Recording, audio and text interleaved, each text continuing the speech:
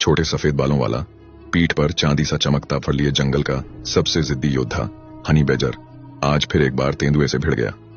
यह युवा honey badger अभी पूरी तरह शिकार जीवन का माहिर नहीं, और सामने था जंगल का तेज, अनुभवी और खतरनाक शिकारी तेंदुआ। लेकिन हनी बैजर जैसा जानवर न पीछे हटता है न डरता है, लड़ेगा तो पूरी जान से। मुकाबले में तेंदुए के विशाल शरीर को देखते हुए हनी बैजर बिजली की तरह दाएं बाएं झटका मारता और हर बार मौत से बाल बाल बच जाता। लेकिन तेंदुआ भी कम नहीं। एक झटके में उसने उसकी पूंछ दबोच ली। तीखी जलन जैसी पीड़ा उठी और अगले सेकंड तेंदुए के जबड़े उसकी गर्दन पर कस गए। सांस रुकने लगी, जिंदगी हाथ से फिसलती दिखी। तभी उसके पीछे से मां हनी बैजर मैदान में उतर आई। पूरे जोश और गुस्से के साथ उसने तेंदुए के गले पर काट मारा। बेटा छूट गया, लेकिन अब तेंदुआ पागल हो चुका था। पूरा गुस्सा मां पर टूट पड़ा। यहीं से शुरू हुआ असली युद्ध। एक तेंदुआ बनाम दो हनी बैजर।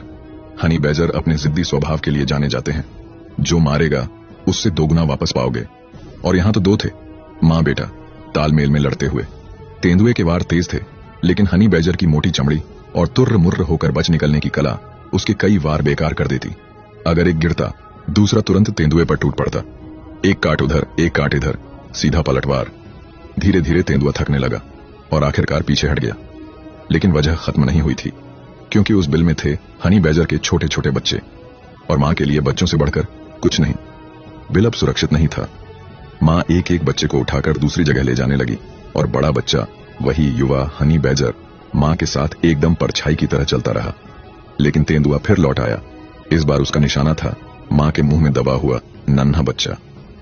मां झाड़ियों में तेजी से भागने लगी और बड़ा बच्चा तेंदुए की ओर दौड़ पड़ा, उसका ध्यान अपनी ओर खींचने के लिए।